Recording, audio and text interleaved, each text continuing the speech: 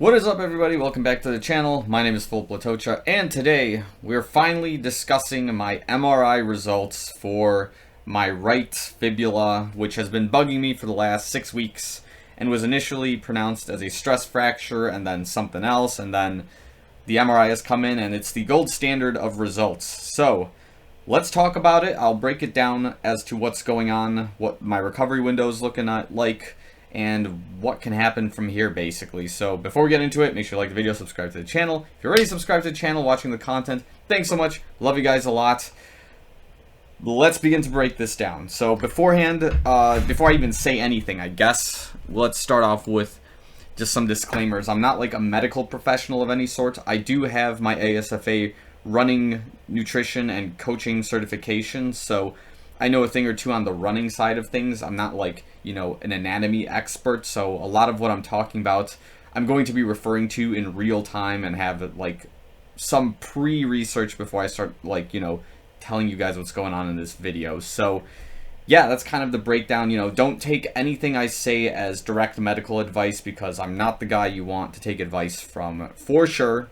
Because yeah, as a running coach with a broken fibula or something of that sort, you should, you know, take what I say with a grain of salt, and then of course refer to other videos to kind of get a abundance of opinions to kind of form your own. So without further ado, let's break down what the MRI results ultimately found in my leg. So of course I've done this at Northwestern Medical, and they're pretty cool. I mean, right now my insurance isn't too great, but give it a few weeks and a full-time employment, and this won't be a big issue for me, but it is what it is for now, right?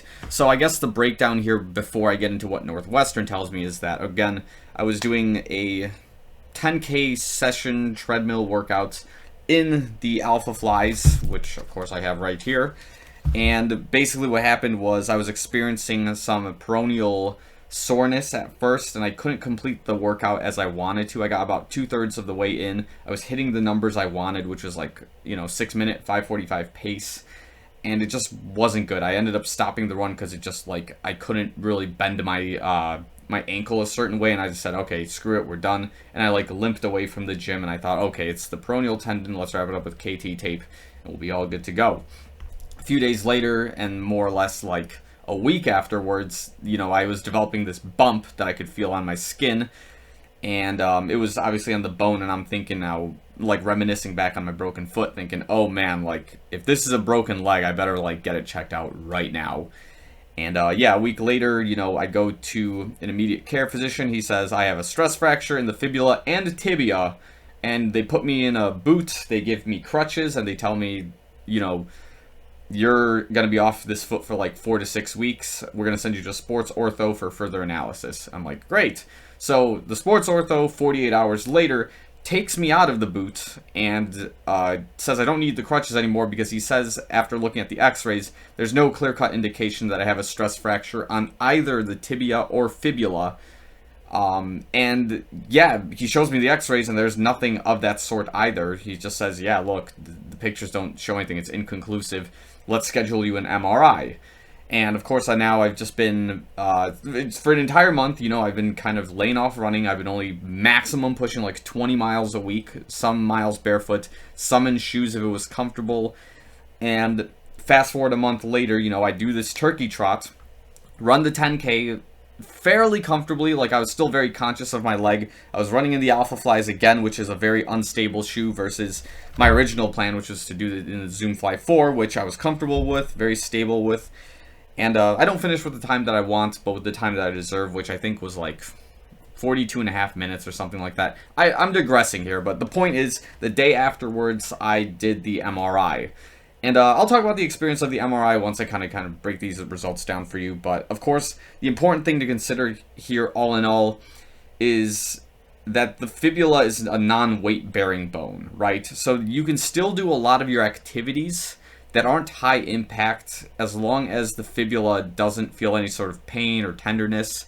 And I'm the person who breaks that rule. I'm going to try to continue running, or trying to, you know, do more of I guess, change the way my foot lands. Rather than like this supination, I'm going to try to pronate a little more to put a little bit more force on the tibia rather than the fibula. So I'll experiment with it because that's just what I do. Like, I'm thinking, okay, we have this injury, but I still got to continue training because there's lots of goals I have early into 2022 and throughout the rest of the year. So I got to get this party started.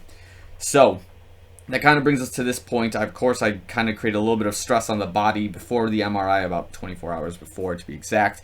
And here's what we've got after the MRI results. So the findings for the doctor who analyzed the MRI says the coronal, let's take this from the top. The coronal stir sequence includes both lower legs per protocol, right? They did the MRI for both of my legs to compare and contrast what's going on.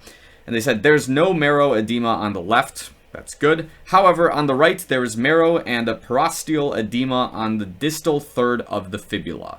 So what that means is basically what I was thinking originally, that this parosteal edema is essentially a build of, it originally starts as soft tissue, and it forms on an area of high stress wherever the fracture has occurred or where it's beginning to develop.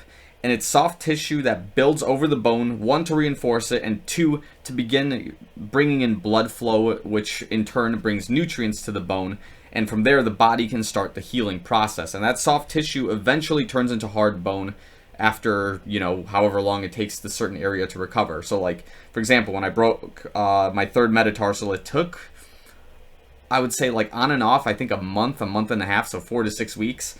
And this is kind of the same condition here with the fibula now. I don't have the pictures, unfortunately, from the MRI, but I can only assume that if I was to take an x-ray now, we would probably see some kind of, maybe like a shielding on the bone with like extra bone covering, or we would see, that cluster of calcium or some kind of soft tissue development in that particular area. And if it's talking about the distal third of the fibula, this is obviously talking about the lower half of my leg. At the very least, it's talking here specifically closer to the ankle, of course. And then it says there's hypo-intense. This is hypo-intense on the T1 in addition to hyper-intense on the T2. So I don't know what the T1 and the T2 here are in particular. Doctors, sound off in the comments. My guess is that the T1 is the upper half of the tibia, and then the hyper-intense is like the lower half of the leg, which would makes sense, I guess, in the sense that the bone density or the amount of intensified calcium deposit is higher in the lower half of the leg where the injury has occurred. Okay, and then moving on, there is focal, parosteal, and or cortical thickening approximately 5 centimeters proximal to the tibial defined, best shown on 5/8, 10/15, and 7/30. So again, this is probably referring to the actual like coordinates within the MRI, I suspect. But focal, parosteal, and or cortical thickening. So this is, I believe, the second phase of your bone healing. So first you get this like cluster of soft tissue where the blood and the nutrients start developing, and then the cortical thickening is now the actual soft tissue either dispersing or turning into solid material over your bone. And now if you were to like look at something like an x-ray of some sorts, maybe you see like a clean fibula, and then maybe where you had your previous break, you're going to see like this bump, and you're going to just see a larger development of calcium deposit in this area to strengthen the particular area that was experiencing stress. So that, to me, if I'm understanding this correctly, of course, I don't have the pictures, I can't see this. I haven't talked to my doctor about this yet. I'm sure he's going to probably break this down for me. But this tells me that the healing process is in a pretty solid spot and it's almost complete. But there's probably a couple of things that still need to be done in order to 100% confirm that this is all good for the bone at the very least.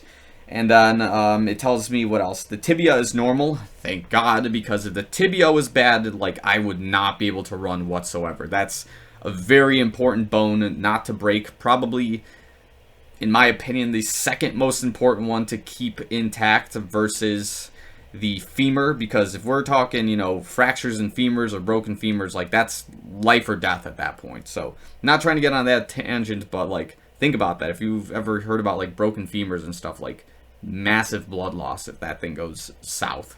So there's no muscle edema, atrophy, or fatty infiltration on the tibia. Okay, that makes sense. That tells me basically, especially with the fatty infiltration, that if you had this broken bone, you would probably see the body trying to put anything just to block the fracture in any sort of way possible. So that would make sense to me in that front. And then again, we would probably see some sort of edema or, you know, anything of that sort in the tibia if this was the case. But at that point, I would definitely be 100% on crutches. I would be probably in a boot or some kind of cast to prevent any sort of impact on the tibia. And I probably wouldn't be working out. I'd probably lose a lot of leg strength. It'd be probably really bad. And then the final impression here says high-grade stress response of distal fibula approximately 5 centimeters above the tibial plafond or plafond. And it says repeat radiographs are recommended to evaluate for complete fracture. Are you kidding me? Like, man, I don't want to do repeat radiographs. Like, if you're not going to give me the pictures and I'm paying, you know, big monies, big Congo Bongo dollars to get it done, like, I'm not going to do it again. Like, first you give me the pictures, then we'll go do another radiograph or another MRI. But okay, the point here, of course, besides me bashing Northwestern, is the high-grade stress response is the most important part. That's like probably some of the best news you can hear, that it's a stress reaction and not a stress fracture. Again, they're not 100% sure because they need another radiograph to evaluate for for the complete fracture. And it's like, that's good. That means they can't even see the fracture. And that, to me, comes off as a really good sign. And of course, it's by the distal fibula approximately 5 centimeters above the tibial plafond or plafond. I don't know the exact way to say that, but that's basically the bottom of the tibia that like connects the ankle. It's like the ankle region of the tibia, and it's basically, if it's 5 centimeters above that, that's, you know, that seems about right where I see the bump. So yeah, that would make sense, I guess. And I guess if you break the area below the tibial plafond, that's a different type of fracture because there's a tendon that's attached to the fibula that connects to the foot. And if you bend the foot in a weird way, that's like a different type of fracture. I can't think of the name of it right now. But you don't want to do that either because I think you need surgery to like reconnect that, and like it's pretty painful from what I understand. But I digress. So this is probably some of the best news I can hear right now, but the trick now you're probably thinking is like, hey Phil, what do you do at this point? You're almost 6 weeks into recovery. What's the move? So again, I've consulted a lot of people about this. I have people in my Instagram DMs who've talked to me about this. I've talked to some other personal trainers and other medical professionals that are like in my circle. And I think I've come down to a simple consensus, and that is, at the very least, it's going to log me out. Now stay logged in. There we go. The simple consensus is going to be continue doing what I'm doing in this new sort of way. So don't run every single day, but run every other day. And if there's pain while I'm running, just stop running, do some cross training. But the point here is, again, run every other day, but then the off days, do cross training. So of course, you can swim, you can bike. In this case, like, I'm able to do both of those activities in one day, and it feels pretty good. It's also going to be good for rebuilding fitness because I can go pretty hard in the water, hard on the bike, and like it doesn't hurt the leg whatsoever. So that's going to gradually start rebuilding my anaerobic base so I can start having a lower heart rate during more intense workouts. And also, the point here, and this was a good suggestion I heard, is like, before I start progressing in running fitness or start building more miles or more speed, I should probably be at least 2 weeks off pain from running. So it should feel kind of like my left leg at this point when I'm running on a regular basis. That's when I can start picking things up. And that's going to take a little bit of time, I suspect, because here's the thing, I don't have just this fibula thing going on in my right leg. If you watched the channel before, I've had some like peroneal strains and like maybe a tendonitis in the ankle as well. It's because something in my right foot is extremely weak, and because I've been running and overcompensating certain ways, there's a lot of tendons in the ankle that are kind of weak, kind of beaten up, and it's probably time for me to really hunker down and focus on strengthening those particular muscle groups, those particular tendons, so I have a balance in between both my legs and my feet especially. And I think it's very common on this channel for you guys to see that despite like maybe the ground being slightly crowned when I run, you can see that on my right foot the shoe is significantly more beaten up than my left foot. And this could be also due to the case that, hey, there's this major imbalance between both of my legs and my feet, and I should probably start addressing it so not only does the lifespan of my shoes increase, but I will also be able to essentially become a better runner as we go along. So maybe this stress response was like one of the best possible things to happen to me, in the sense that it finally like pulled me back, gave me a chance to have like a big reset for about 2 to 4 weeks, almost 6 now, reevaluate some stuff, start rebuilding my love for running, kind of just calm down as well, focus on other things in my career and like things outside of, the running space. And I think it's all paying off now because I'm slowly getting back into the spin of things. I don't hate running. I just hate that my leg is kind of beaten up in this sort of way. But I've been able to accomplish a lot of things in my life that I don't think I would have done had I been at like 100% with this leg. So in terms of the recovery, I think that's just going to be the plan. Again, try to run every other day and be really disciplined about it, in the sense that if it is kind of dull or tender to run on the leg, just don't run, just cross train.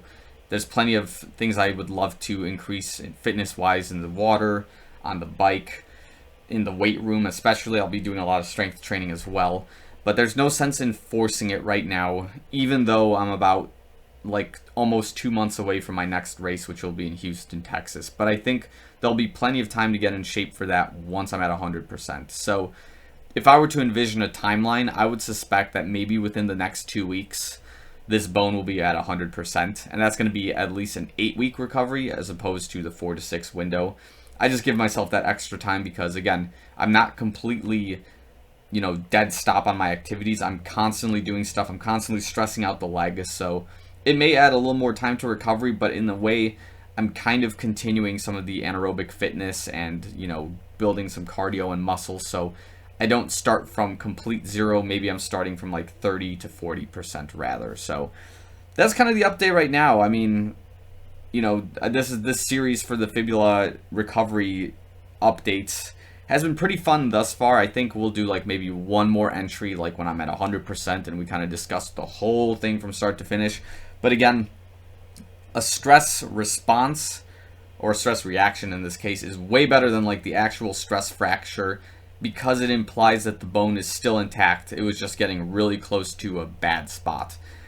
And I am grateful for that I knew when to stop, even though I didn't want to, but it was just necessary for this particular thing. And no, I don't hate the alpha flies quite yet, but I am a little more skeptical about them and their instability versus something like the Vaporfly Next% or the Zoomfly 4. So it may call for me buying a Vaporfly Next% and maybe trying to race in that shoe for Houston, Texas. But, we'll see how it goes at this point in time. But again, the recovery is still going smoothly.